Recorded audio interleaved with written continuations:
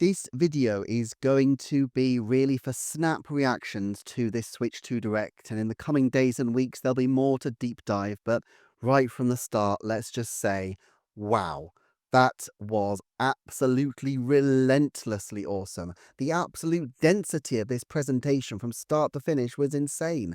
No fat, no wasted time, just a solid wall of awesomeness for an hour. It was so hype.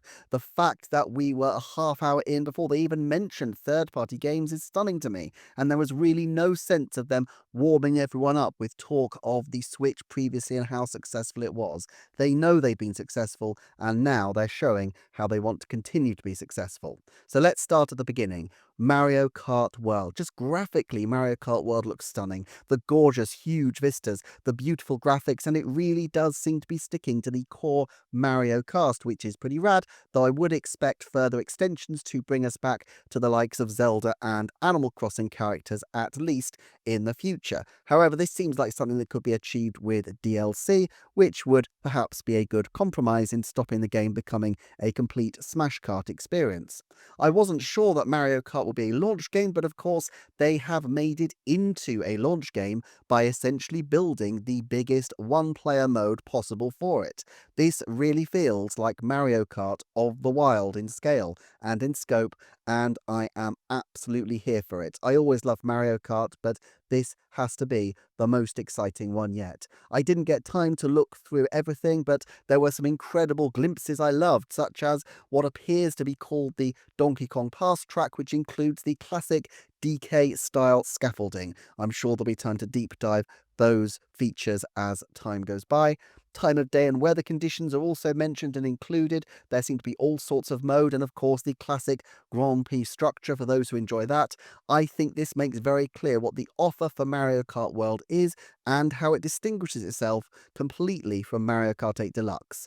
Whether it will be able to top Mario Kart 8 Deluxe in sales is a question for another day and probably for another decade, but I think this is going to be another game for the ages, and I am totally here for it. Next, we meet Kawamoto, Doka, and Sasaki. In an age where Nintendo is heading towards less personalization in its presentations, I am very glad that we have some new faces who presumably will be very significant to the company going forward. Dota is the person I was most familiar with. He's been involved heavily with the technical aspects of particularly games such as the Zelda titles, Breath of the Wild and Tears of the Kingdom, and he's been kibitzing across the game series of late, so it's great to see him there. I have mentioned him in some previous videos. Then we have Koichi Kawamoto, who is best known for being the group manager of EPD4, the innovation-focused group that I've deep dived recently, but he started on the Mario Artist game, so he has a penchant for this kind of experience. EPD4 are usually pretty well integrated with the tech development team, so it's not a surprise to see someone here from this team, but it's great to see a new generation coming forward. Then we have Tetsuya Sasaki, who is the most obscure name because he's from the hardware development group, who tends to be far more behind the scenes, but he has been a software engineer at Nintendo since 1995, including working on Wind Waker, Luigi's Mansion, and as a technical support for Mario Kart Double Dash. Clearly, he has risen in seniority at the company and now is a major player in the Switch 2. I think it's curious that we didn't see Shinya Takahashi at all, and I think this signifies a move away from the previous personalities that we've been used to at Nintendo. But also, while these guys were relevant to Switch 2, it is unlikely that every presentation will feature these three because they really were discussing their specific baby. I'm not sure, sadly, that the trend towards depersonalization of Nintendo's communications will be arrested by the decision to have the Switch 2 leads, who presumably are going to be at the forefront of the marketing for the next few months, at the head of the Direct, will change very much, but I'm pleased to see it anyway. Next, we get the debut of Game Chat. It's impressive that people can pick up voices from a distance, and I can't wait for the series of YouTube videos of people making the most noise they possibly can in the background to see if people's voices can still be made out on their Switch 2s. I love the way they almost challenge people to do this, and they clearly know that this is going to be a viral feature, so they must be pretty confident that it would take some fairly spectacular background noise to mess up their communications infrastructure. Of course, the presence of a microphone to me is more exciting than almost anything else. I'm surprised actually that they didn't make anything of the gameplay opportunities specific to a microphone, and in fact they seem to have focused almost exclusively on the chat features of these games. Perhaps they are aware for their reputation for using gimmicks in ways that are, well, gimmicky, and so for now they're keeping a lid on those specific ambitions. However, long term, a microphone opens up so many opportunities for the console. It was one of my big hopes, and I'm really, really glad to see it. I can't believe it's going to be all that long before Nintendogs come to visit, just for one. The demos featured a lot of Switch games emphasizing continuity above all. Animal Crossing, Kirby and Forgotten Land, Super Mario Odyssey, Yoshi's Crafted World, Switch Sports, Donkey Kong Country Return and Super Mario Bros. Wonder were all featured in this trailer, possibly some more that I didn't catch, but I don't necessarily think this indicates anything particularly except that these are backwards compatible games which can use the Switch 2 feature. And of course, they do promote the Switch 2 camera available at launch. Nintendo doesn't make these things single function though, and you know there's going to be a lot more planned uses for this than just the chat functionalities, cool as they doubtless will be. I am going to be very interested to see how these work in times to come. For now though, Nintendo have said please look forward to games which use your camera feed like this, which suggests that like this is the specific focus of the current run of games. Altogether, anytime, anywhere seems like an ambitious slogan, but one I guess we can expect to start seeing a lot soon. Also, no surprise that Nintendo Switch Online membership is required to use Game Chat, but available without a fee until the end of the 2025-2026 financial year, matching the same kind of thing we've seen previously at the launch of the Switch, where the functionality to use Nintendo Switch Online was available for just over a year. And it also seems to me a great way to bring people into NSO. Game Share is a game changer, with up to 3 consoles able to receive a game. Granted, this is only for compatible games, but it's great that Clubhouse Games is one of them. I am intrigued to dig into this and how it works. I'm not quite sure what to anticipate yet, and I'm not quite sure how they will leverage previous games and upgrade them, such as they seem to be doing with Clubhouse Games, in order to maximize the use of this feature. I'm going to gloss over the tech specs as it's not really my knowledge base. 120 frames per second, LCD, but with HDR, high dynamic range for those of us less familiar with such things, and for some games 4K is also available, which seems pretty cool. Mouse controls using Joy-Con 2, as they're calling it, is relatively quickly dealt with. It looks like it could be a cool feature, but it's not positioned as the game-changing utility that seemed possible from the launch of the trailer for Switch 2 back in January. Whether it's one of those things that becomes significant over time, I guess we'll have to wait and see. They also made a point of the 3D audio. This is something that I'm sure they're going to want to model, but I guess it's going to be easier experienced than demonstrated in a presentation. Sasaki's comment that it isn't just a redesigned Nintendo Switch seems a little ambitious in some respects. Did they really prove that it's fundamentally different than the last model? I'm not sure, but frankly it seems so much better, and that's the main thing that we wanted. It's interesting though that better is not the way they seem to want to frame this, but different, because of course that is Nintendo's signature, doing something different from the competition. And then there will be the Nintendo Switch 2 welcome tour. This is the coolest way to welcome you to a system that I can imagine, gamifying the tech demo. Having said that, it's also so Nintendo to make it a paid game for the debut of the system, which does seem, frankly, pretty odd. As soon as I saw this, I thought, well, the price is going to be possibly lower, and they're just loading up on extra content, although it does appear from the early reports that $449 will be the launch price, which previous viewers of this channel might have anticipated. The 5th of June is the launch date. I love it, and pretty much the early June window we're expecting for some kind of release. Enough time for there to be an early June game, Mario Kart, potentially a late June game, and then Donkey Kong as the big July title, plus of course the plus game for Super Mario Party Jamboree. And by the way, do check out my previous videos on plus games to see how these will become become more significant for Nintendo. We also get the reveal of red game cards. I never thought to even speculate on the colour of the game cards, but this makes so much sense as a way to simply and visually differentiate them from the old models. Clearly, you can also play Switch 2 games, compatible Switch games, and Switch 2 Edition games with upgraded versions. I guess this three-way split is to differentiate those Switch 1 titles, which remain as they are, from those which get some kind of upgrade. And on the 24th of July, therefore, we get the upgrade to Super Mario Party Jamboree, and this makes so much sense as a terrific showcase title for their Plus Game upgrade special Switch 2 version editions. Super Mario Party Jamboree was clearly a full-fledged game and was clearly a huge effort title for such a late-in-the-life console entry for the Switch. It was substantially larger than Super Mario Party, and it seemed unlikely that Nintendo Cube would wait 3 years to put a Mario Party onto the new console.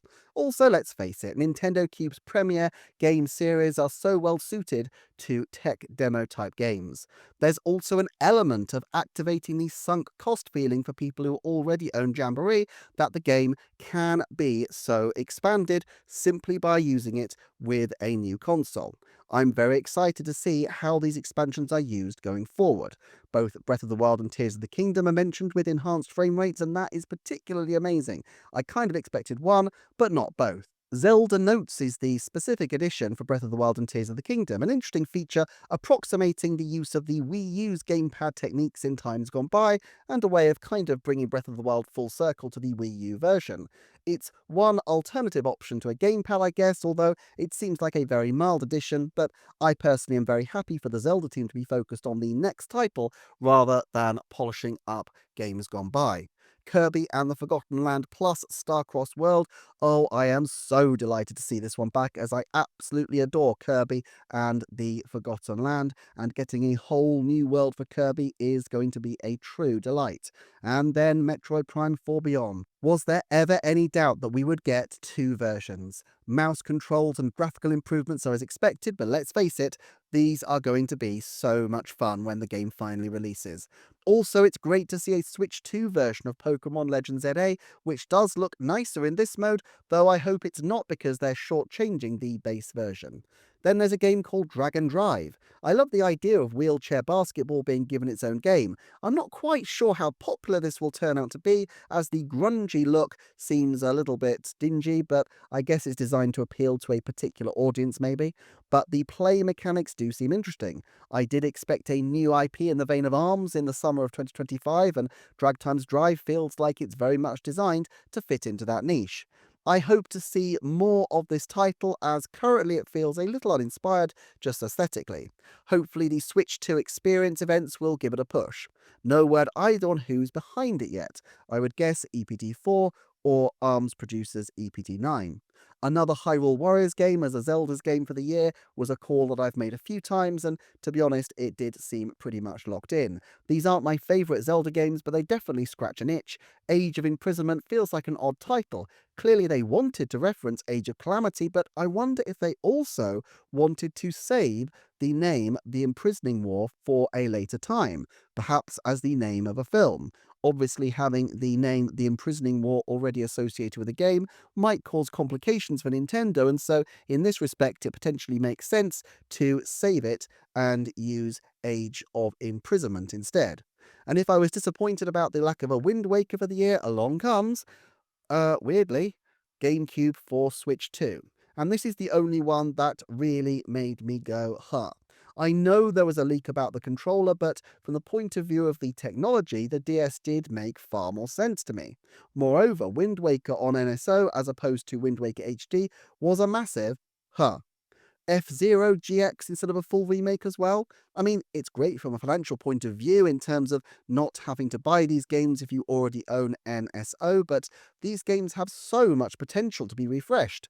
That said, Wind Waker HD's graphics were oddly washed out compared to the original, so in that sense, I am glad to see the original back. It just feels like such a strange move. However, the higher image quality and customizable controls will hopefully mean that the games do play really well.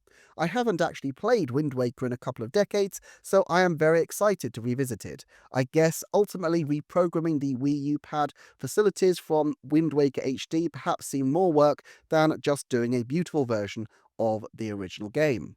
Nintendo Classic seems like a way to signal to people that third-party games won't be coming, which is fair enough. I wonder how many Nintendo Classics, though, there will be.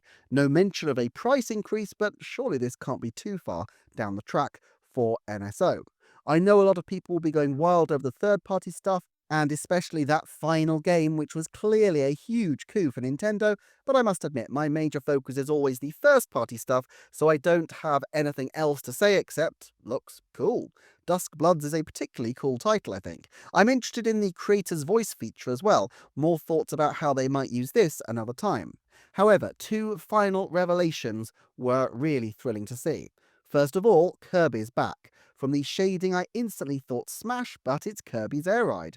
Okay, that was just such a cool one, and I love the way they revealed Masahiro Sakurai as the director at the end. I did not expect him to return to another franchise he's done previously in this way particularly, but I am delighted that he is, and a second racer for 2025 certainly signals a change from Nintendo's previous reluctance to involve new racers on their systems. Again, something that I've covered in a previous video. And then at the end, oh, I am so delighted by this. I know there are mixed views on the new look of Donkey Kong, but I just think he looks absolutely amazing here. I think the game as well looks absolutely incredible. It is mind-blowing stuff. I'm astonished that they're saving Mario for another day, but then given that they are going to have a 40th anniversary blowout for Mario, and perhaps they want to end that with a March 2026 major 3D game, I guess it probably does make sense. But this game does look truly epic and a massive resurgence for the Kongster. Clearly, as far as I can tell, using the gameplay aesthetic of the Odyssey games, almost certainly the same developers and possibly the same engine, but with some very clear references back to the Donkey Kong Country games as well. This feels like a true labour of love, and clearly the team have major ambitions for Donkey Kong. Donkey Kong Bonanza in July. I just can't believe it. It's amazing. Interesting too that they have a Mario Kart World bundle, digitally at least, in the UK version. And from what seems to be the case, we seem to have a 449 bundle and a 499 bundle, which is pretty much squarely with what I was expecting. Anyway, all this is just a snap reaction. There will be much more to come, both here and on Patreon over the coming days and weeks, so please do subscribe to keep up to date. Thank you as ever for watching, and I will see you next time for another Nintendo Forecast. How cool was that presentation?